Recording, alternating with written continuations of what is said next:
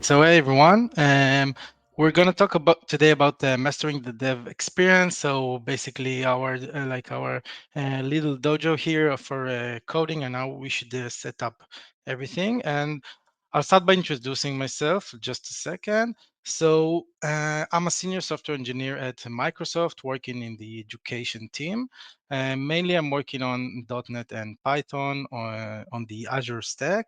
My main idea or weapon of choice is VS Code, obviously, and I have a bit more than 7 years of experience leading technical teams and Microsoft and other companies as well. And I want to share some of my insights on dev experience, dev productivity, from this from past roles that I did. Cool. So let's start talking about the pain. So many teams invest heavily in documentation and in CI/CD process. So documentation because they want to preserve knowledge in any means necessary, and CI/CD to let's say let's say the CI part of it is to be eventually consistent, right? To perform all of the validations ahead of time, and CD we all know and love. That's clear. So basically, documentation and CI/CD. Basically, I want to focus on the CI part for being eventually consistent, running all of our validations. Let's say on the pull request build, for example. Where's the issue on that, right? Even if I have a really good setup, which from my experience, most team don't really have like a great setup, and I will explain why. But even if I would have a great setup here, there is one key part missing, and as you probably already assume, this is going to be the developer experience. So I want you to leave this session motivated to invest heavily in the developer experience within your team. Uh, Number one, for productivity, and number two, to have fun, right? We all want to have fun while we work. It boosts everything. It creates a positive mindset, a can-do attitude, and we want to invest in that. So this I like to start every session with like a phrase, something that hopefully will stick with you after the session. And usually I paraphrase. So now I'm paraphrasing on the fish metaphor. So apply a patch and it holds for a day, install a system and it will last for a lifetime. So of course, this is software, nothing lasts for a lifetime, but I want to show you how creating proper system that with some investment, like a very minor investment, it doesn't take a lot, can actually create a very strong impact on your system and on your team. Okay, so let me start by telling like a made-up story, but this is actually our day-to-day, pretty much. So my boss asks me to build an app, right? So he says, build me an app that does whatever. And I say, yes, sure, why not? Let's do it. So I start coding. My usual like go to stack, Git, GitHub Actions, and Visual Studio Code. This is like the usual. And then everything looks good. We release a beta, and users love it. Nice. So the boss wants to assign more devs onto the project to speed up the process. So two devs, right on. Cool. So we're gonna start writing documentation, right? Like because I know two more devs are joining. I want to facilitate the onboarding process. I want to install some standards or whatever I want to install in my repository in my project, um, and then I created this documentation. So great, the two devs are joining and my boss wants us to start tracking our tasks, right? So he says, please use Jira or whatever, yeah, like Azure DevOps or GitHub issues, whatever is your jam. But basically, start tracking your tasks. So we say, okay, sounds good. Let's do it. And then devs come with like a lot of likes and dislikes from previous projects. So they decide they will offer tools that they love from their previous project. So one offers Swagger, the other one offers Notion for documentation. Okay, sounds cool. And then we end up with like a more complex stack already. And this is just the beginning. So we have these four tools that we already mentioned, and then these two new tools. Um, and now everything becomes a bit of a mess, right? To search the documentation, it's pretty hard. It's like it's not a fun experience, right? Like and this is like an easy setup. Only we have only Notion and I don't know, like a Markdown files for in the repository, but you can imagine OneNote as well, and some people use wiki pages, and some people using Word documents, and it can be really like it can explode very easily. Um, and then also PRs take a long time because of standards, right? Like I created these standards and I want people to read them, but they can't find them or they're scattered all over our documentation. So it's a mess. Okay, so I create a standards document and I do it like very neatly. I separate coding, testing, docking, and like version control standards that I want to apply to the project. And then I actually created just a lot more docs, right? So devs are pretty frustrated. So I start indexing everything. So basically, in like GitHub, the common way to do it is a README file. This is like the landing page for the documentation for the repository. And devs are becoming a bit more content, let's say.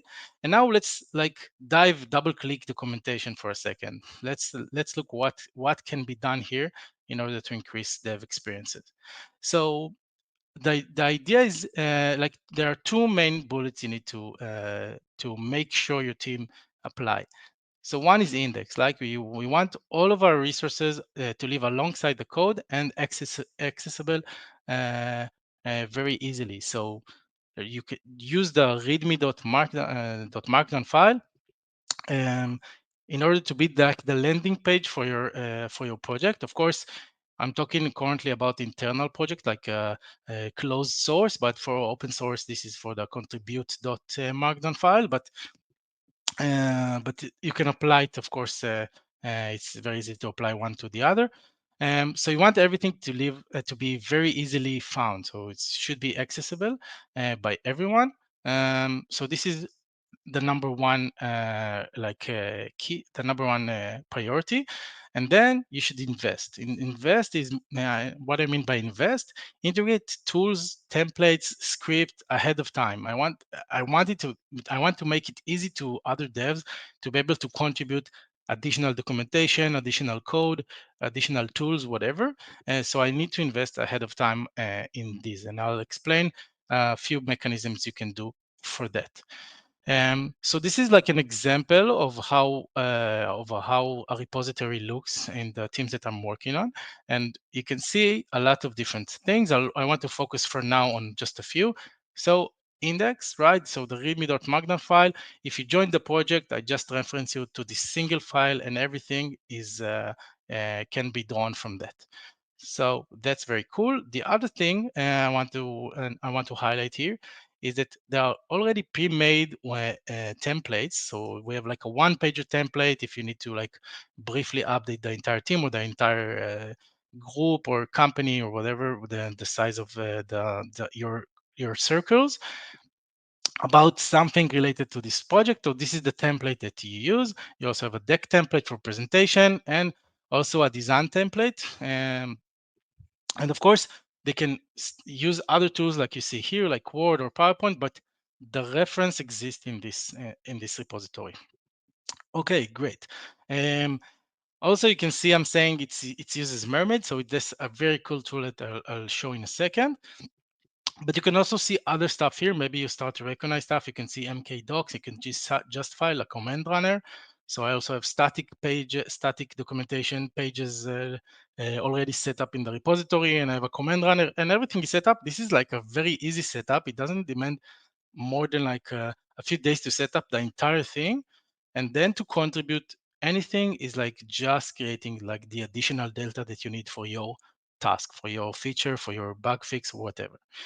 So this is the setup that I want to have in the repository. Now we'll talk about like the tools that I mentioned, just to like I want to highlight them. But of course, there are many tools you can use. So let's start about documentation. So I really encourage you to examine a static documentation pages for your project. I show here two examples. One is MK Docs. mkdocs is a very common one. It's written in Python, but you can use it for whatever. You can even create a personal professional website with it. It's very easy to set up.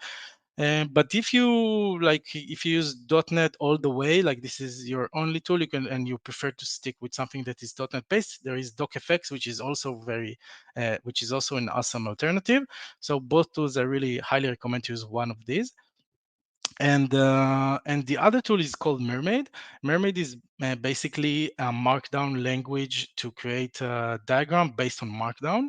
So the nice thing is, let's see on the left here, you can see like a sequence diagram, but it supports many other diagram types, and it will render into this amazing, like super simple, super clean way of a diagram. And the nice thing is that this lives within your Markdown code, within your documentation, um, and it's version controlled, right? So it's very easily edited by the next person that is going to work on the project. You can also review it in your pull request. So you can streamline the diagram and the diagrams for your team, and it makes things a lot more simple. So back to our story, this was like a sidestep. Back to our story. So we have better documentation right now, like a nice setup, but devs keeps referencing the README file for common commands, right? So uh, they still need to look at the README file or other documentation files for cheat sheets or whatever, and it's very slow, right? Like we don't want to always context switch into the documentation. So what can we do there? So here we can add a command runner, which is an awesome category of tools that help us solve this issue. So let's take a look at what our command runners for a second. So let's say you have this command for running all of the tests in my project. So .NET test and filtering only for unit tests, and I want the logger to go to the console and be very verbose. So this is a common scenario where there is like a cheat sheet or section in the README or something in the team documentation with all of the commands that people should use.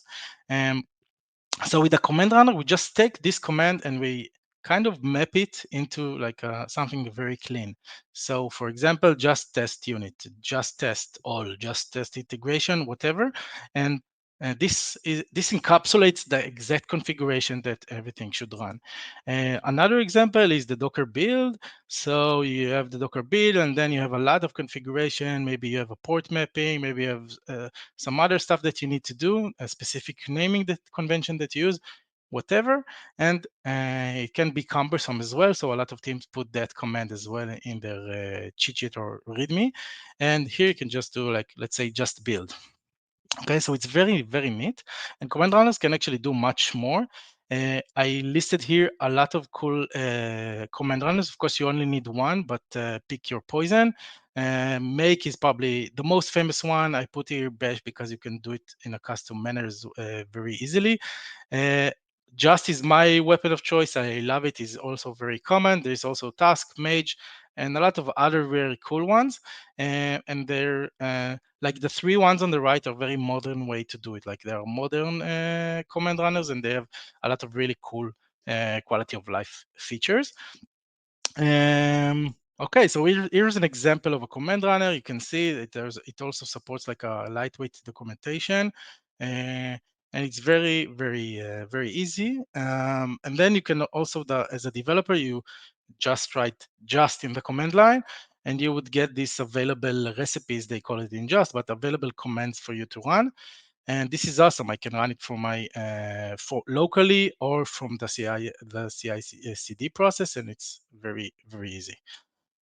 And back to our story. Okay, so we installed the command runner so to make everything a bit more like easy. No, we don't need to memorize any commands. We don't need to reference the documentation for that. We have a tool installed within our repository. So things are going very well, and the new dev is joining the team. Says hi, we say go to the single README file. We have a single README file, reference it, onboard yourself, have fun, let us know when you need us. And then PRs are taking too long again, right? So the PRs like he sends a PR, and then we're frustrated by again needing to explain. There's this documentation with the standards. Please read it. Please follow it. This is how we like things to be done. Okay, so what do? We want to start checking the standards in the PR build, right?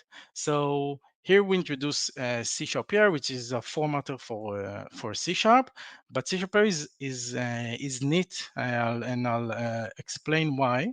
It's C Sharp PR is an opinionated code formatter. What does it mean, an opinionated code formatter?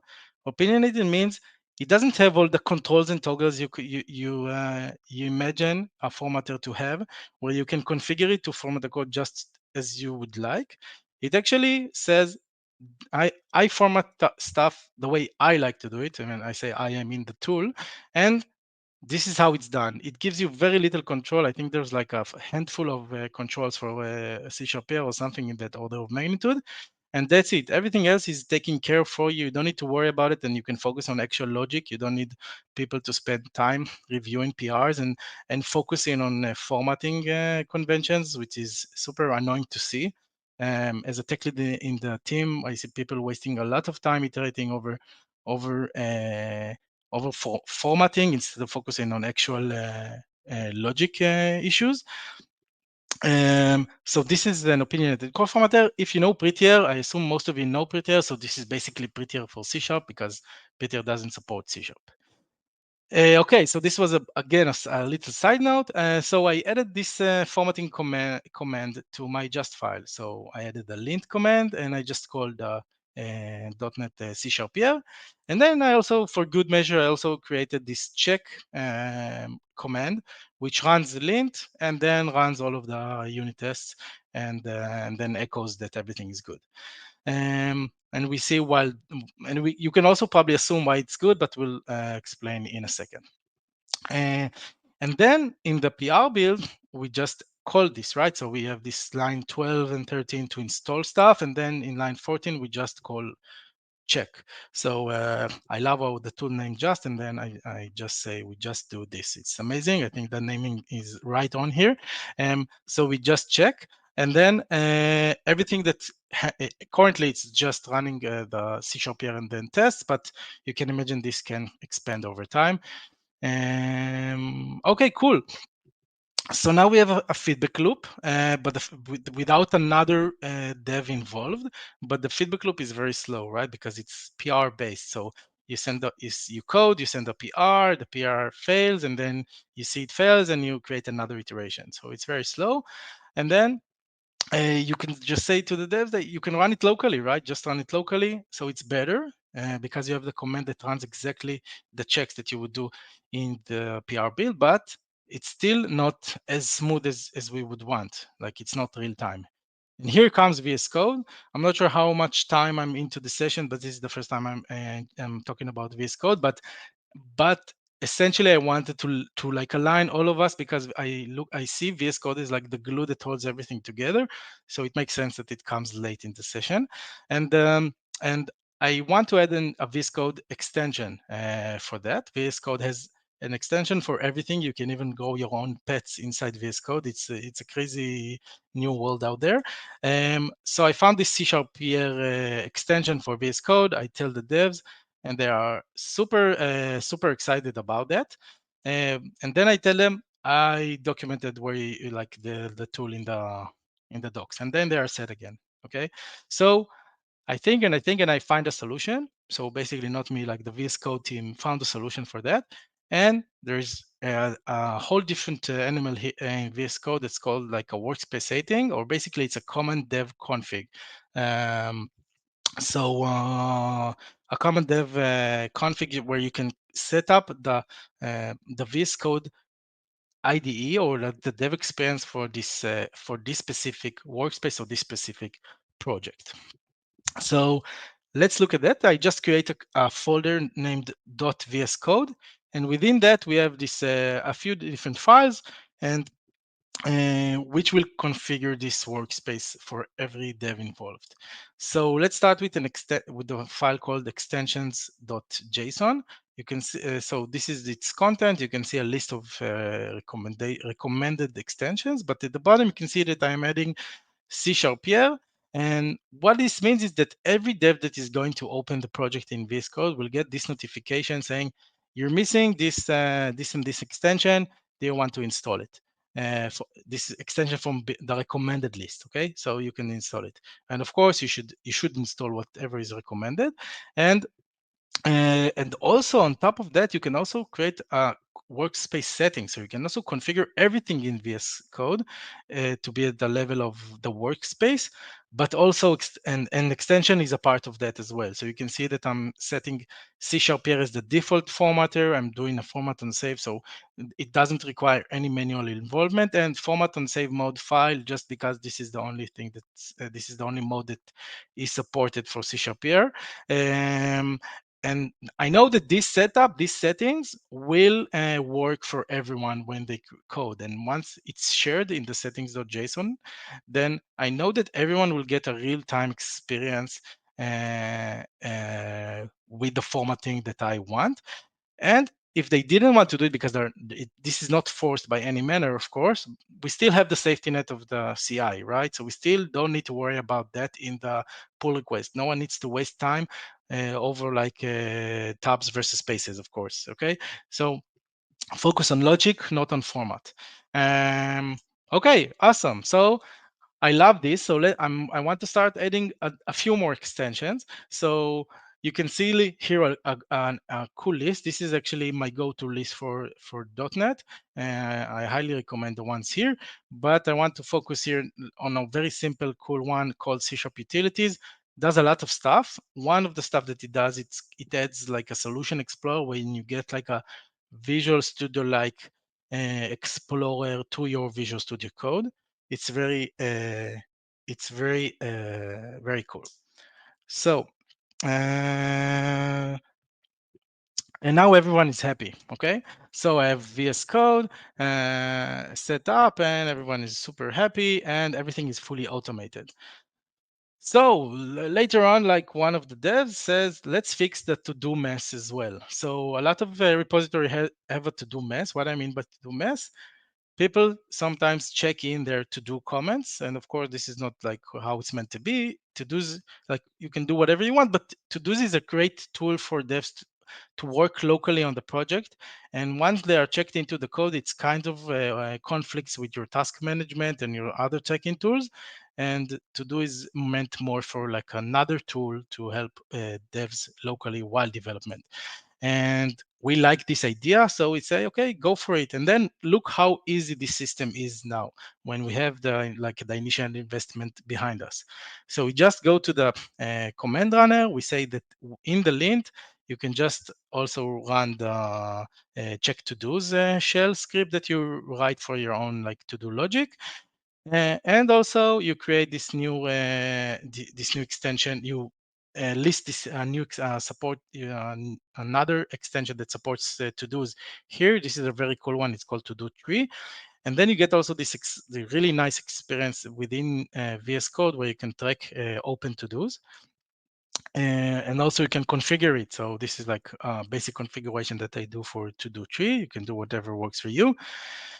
And that's it. And then you get like to do checks like both locally and in your CI/CD. And again, no one needs to take care of it. No one needs to comment on the PR. No one needs to learn this. It's just by nature of coding, you will learn this coding standard.